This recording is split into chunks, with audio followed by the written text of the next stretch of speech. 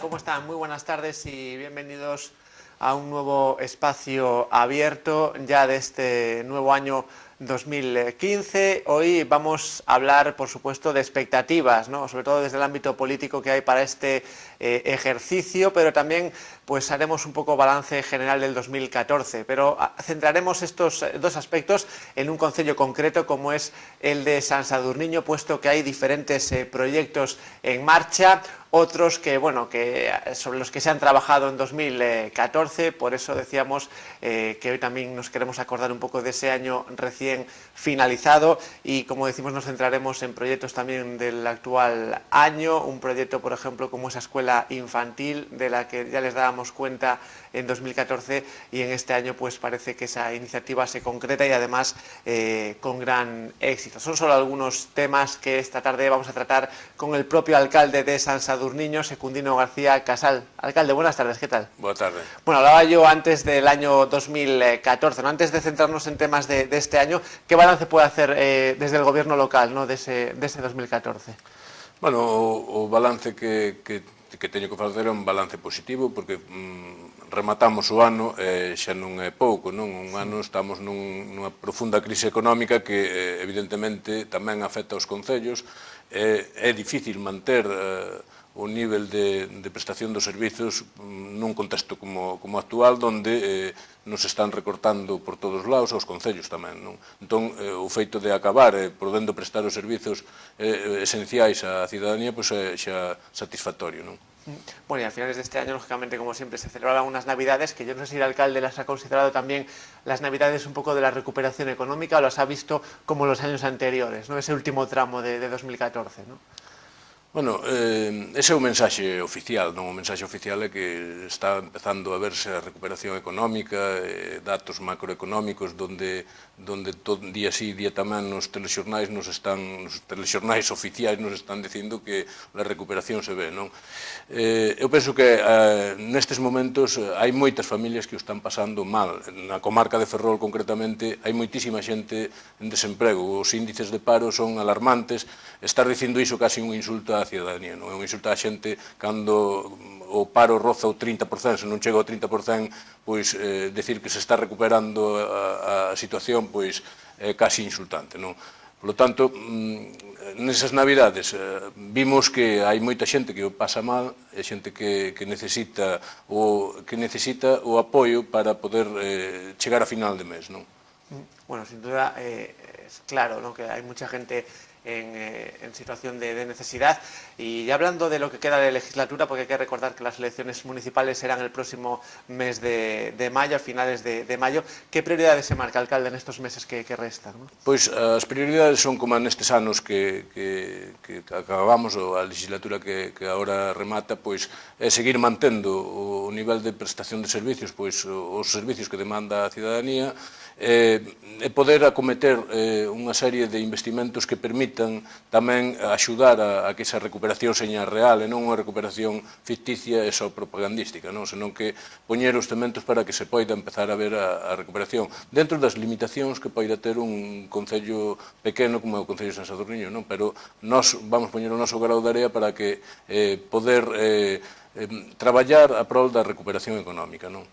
Bueno, sin duda aspectos importantes, ¿no? Inversiones y servicios que lógicamente me imagino que estarán recogidos en los presupuestos de 2015 que se aprobaban inicialmente hace muy poco, alcalde. En general, ¿qué presupuestos son los de este ejercicio? ¿Cómo son, no? Pues son uns orzamentos aprobados para este contexto, non? Un contexto que sigue o catecismo neoliberal do PP, pois estes orzamentos están condicionados por iso, non? Uns orzamentos donde as transferencias de outras administracións pois están recortando ano sí, ano tamén, e iso condiciona a elaboración dos orzamentos. Con todo iso, en San Sadurniño levamos uns orzamentos que nos permiten incluso incrementar a cantidade que vamos a dedicar a investimento é un investimento que que vai ser orientado cara á creación de emprego, non? Os investimentos principais que vamos a cometer no ano que ven, pois un dos investimentos estrela vai ser a creación dun centro municipal de empresas, onde os pequenos emprendedores, a xente que queira montar o seu negocio, pois teña uns espazos adecuados para montar ese negocio a precios que señan asumibles, non? Isto co ánimo de axudar a xente nova a montar o seu pequeno negocio, moitos casos negocios que o único que necesitas é un espacio para montar a oficiña, non? Pois ese vai ser un dos investimentos importantes. Un investimento que tamén axuda á creación de emprego, porque tamén, ao final, o que nos realizan son empresas, que non executan son empresas do entorno, non? Bueno, y además hay que decir que muchas veces los concellos están, digamos, limitados, ¿no?, en el ámbito de crear empleo, que normalmente son otras administraciones más grandes las que tienen esa competencia. A pesar de ello, el Concello de San Sadurnino trabaja hasta donde puede, ¿no? Sí. Eso.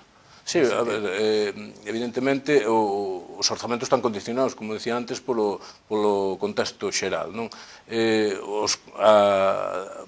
A legislación toda que foi saindo nestes últimos anos foi toda na dirección de limitar as capacidades que poidan ter os concellos para facer políticas alternativas á política neoliberal que está poñendo en práctica o PP, non?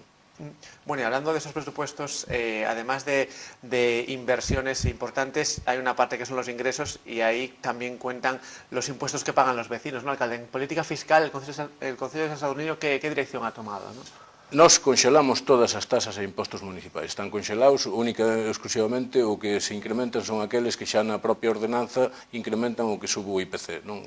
As ordenanzas fiscais, casi todas teñen unha cláusula que incrementan anualmente o que suba o IPC, non?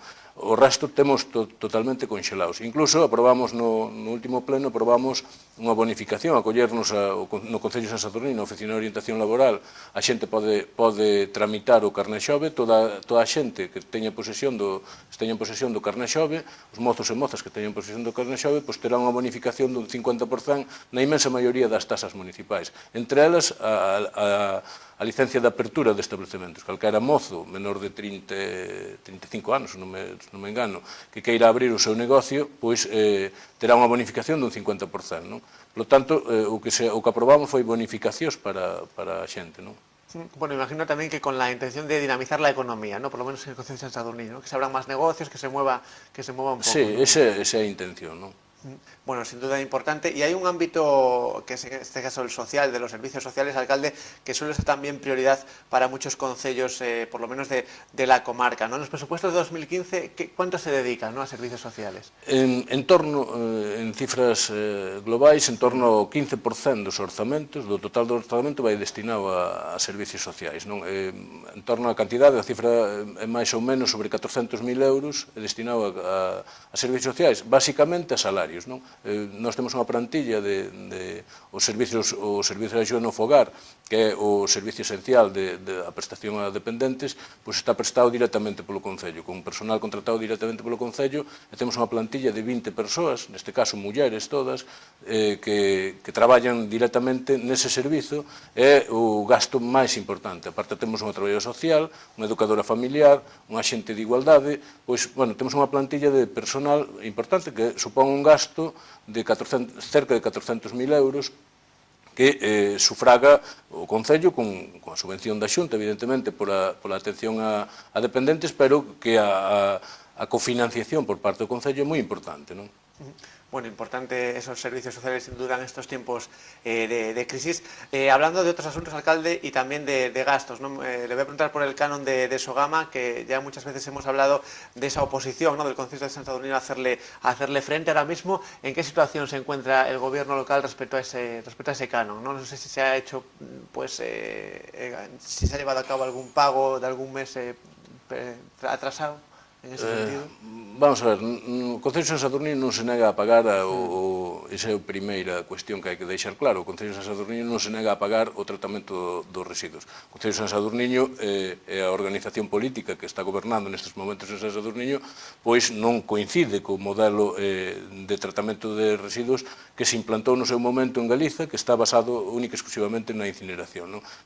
Pensamos que é un modelo caduco, obsoleto e caro.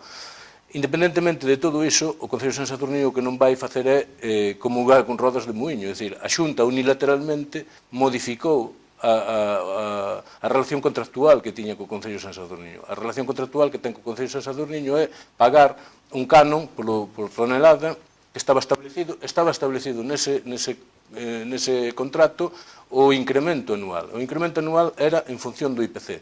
Pois, bueno, unilateralmente a Xunta o ano pasado o que fixo foi incrementar o 30 e pico por cen o precio de tratamento de tonelada.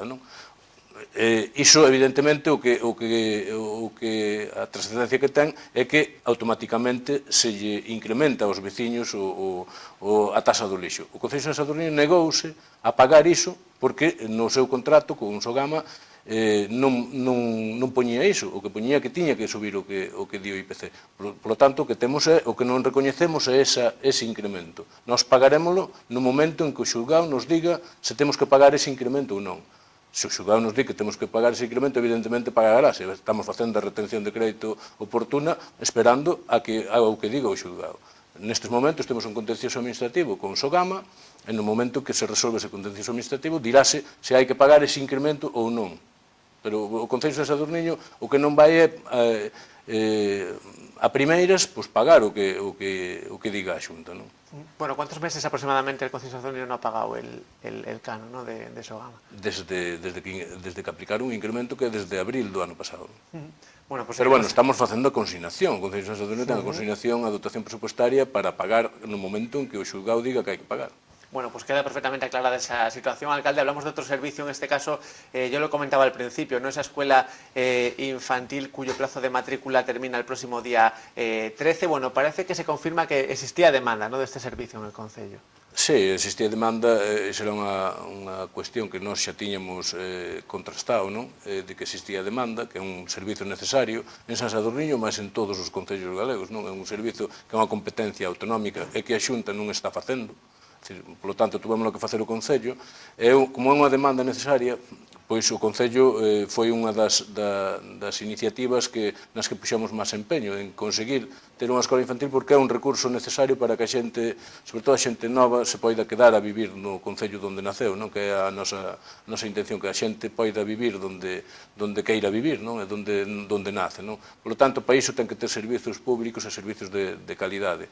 Foi unha aposta importante, un gasto importante do Concello, e os datos confirman que a demanda é real. Neste primeiro ano, que vai empezar a funcionar precisamente o día 2 de febreiro, chegou onte concretamente a autorización da Xunta, pois ten casi confirmado o cheo. Nestes momentos hai 20 e pico nenos e nenas matriculados na escola xa para empezar. Bueno, me parece, alcalde, que lo que no sale adelante son esas, cambiando de asunto, esas ventas de las viviendas de Naraio y Bardaos. Ya se han puesto a la venta más de una vez. ¿Cuáles son los motivos que cree usted que llevan a que no se adquieran esas viviendas? Eu penso que o contexto, é dicir, probablemente non teño o dato contrastado de todo, pero probablemente as transaccións de vivendas en San Sadurniño ou incluso na comarca están baixo mínimos actualmente. Tamén afecta as vivendas que ten á venta o Concello, é dicir, tenas á venta,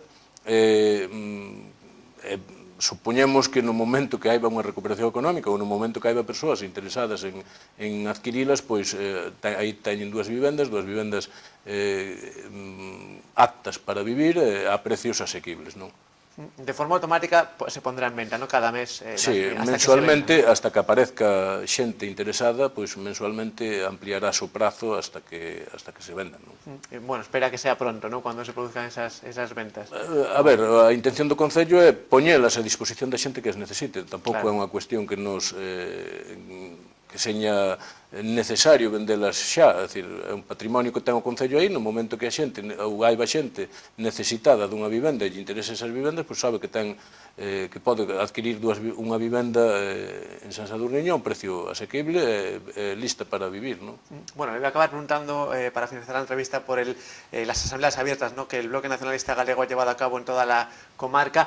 Bueno, ¿qué experiencia puede sacar de ellas y qué balance hace, ¿no?, de esas asambleas abiertas? Bueno, vamos a asambleas abertas en todo o país, non? Sí. Unha que o BNG, primeiro, que é unha organización asamblearia desde sempre, desde que existe.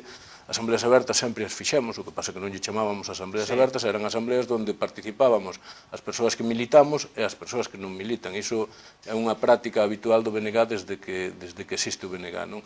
A experiencia, pois a experiencia é positiva porque nos permite non só discutir as persoas que militamos, que temos o compromiso militante na organización, senón que a aportación de persoas que non son militantes, que poden ser simpatizantes ou persoas que están dispostas a botar unha man, pois permítenos escoitar a súa opinión, escoitar as demandas, é enriquecedor, iso é enriquecedor para todas as organizacións políticas, non? Nós o que non é unha novidade o que é este xeito de autoorganizarnos, non? Bueno, y hablando del panorama político que se puede dar el día, bueno, a finales de mayo, cuando vengan esas elecciones, ¿cuál es su opinión? Porque parece que va a ser un panorama político diferente, ¿no? Quizás se amplíe el abanico de partidos políticos, ¿no?, en la comarca. Pode ser que sí, é dicir, pois o panorama político vai ser o que diga a xente, non? É dicir, como decía Xosé Afonso, o pobo é que máis ordena, entón o pobo é o que dirá como vai ser o panorama político despois de maio en toda a comarca. Supoñemos que a impresión que teño para o concello onde estou, pois é que o panorama tampouco vai variar en exceso. O número non os resultados, senón o número de organizacións que se van presentar ás eleccións. Sí, la estación previa das eleccións, sí. Nos concellos, ao mellor, nos concellos rurais, pois o panorama político ao mellor non está tan revolto, entre comillas, como pode estar nas zonas máis urbanas, onde está todo moitísimo máis mediatizado, todo moitísimo máis condicionado por experiencias alleas. Pois, o que pasa en Madrid, pois, cando en Madrid estornudan, pois, nas cidades galegas parece que tamén estornudamos, non? Por lo tanto, eu penso que nese aspecto os concellos máis pequenos, os concellos rurais, pois, o feito da cercanía á xente, o feito de coñecerse todos, pois, tamén simplifica todo o mapa político, non? Sin duda, máis tranquilidade, por tanto, para estas elecciones que en la zona urbana, ¿no?, que en los ámbitos urbanos, ¿no? Eu non quero dicir máis tranquilidade, é outra maneira, non? É dicir, o feito de coñecerse directamente a xente, pois, é distinto, non? É dicir, chegar a unha zona rural con experiencia moi novedosa, cando ali se coñece todo o mundo, pois, ao mellor non é creíble, non? Bueno, pues está clara esa diferencia entre concellos rurales como el de San Sadurniño y otros, ¿no?, como por ejemplo puede ser el de Ferrol. Bueno, pues alcalde de San Sadurniño, Secundino García Casal, le agradecemos que haya estado aquí esta tarde con nosotros una vez más. Gracias a vos. Y a ustedes también, gracias como siempre por su atención. Ya saben que este y otros programas los pueden volver a ver en nuestro canal de televisión a la carta de YouTube. Nos pueden seguir por el Facebook también y en directo en nuestra web tvferrol.es. Gracias por estar ahí, buenas tardes.